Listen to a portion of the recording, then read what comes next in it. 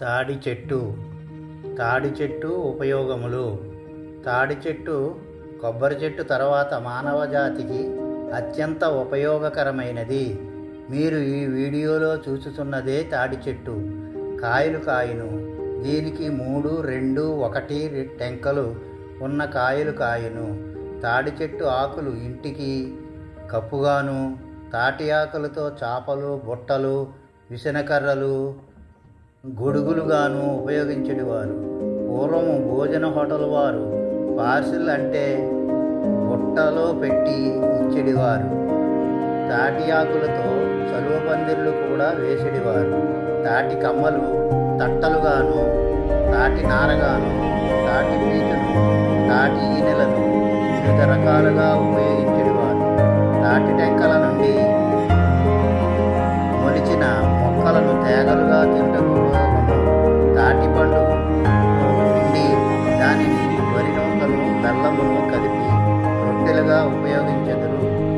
తాటి టెంకను పగలగొట్టి దానిలోని తెల్లని గుజ్జును తినుటకు ఉపయోగించెదరు. తాటి చెట్లలో మగజాతి, ఆడజాతి అనునవి యుండును. ఆడ చెట్లు మాత్రము కాయలు కాయును. ఇవి సాధారణంగా జనవరి నెల నుండి గెలలు వచ్చును. అప్పటి నుండి వాటి యొక్క పళ్ళు ఆరోగ్యంగా మంచిదని చెబుతుంది. ఇది సుమారు జూన్ నెల వరకు పళ్ళు జరుగుతుంది. పళ్ళు 6 మాసాల వరకు మాత్రమే లభ్యమవుతుంది. కానీ పట్టణంలో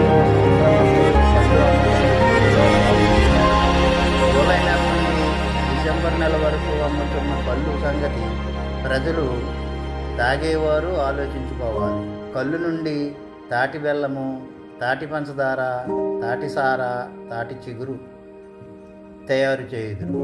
తాటి చెట్టు బాగుగా పెరిగిన తర్వాత, దాని ఉత్పత్తులు తగ్గిన తర్వాత, అనగా ముసలి ముచ్చెట్టు అయిన తర్వాత దానిని ఇంటి నిర్మాణము నిమిత్తము వాడెదరు.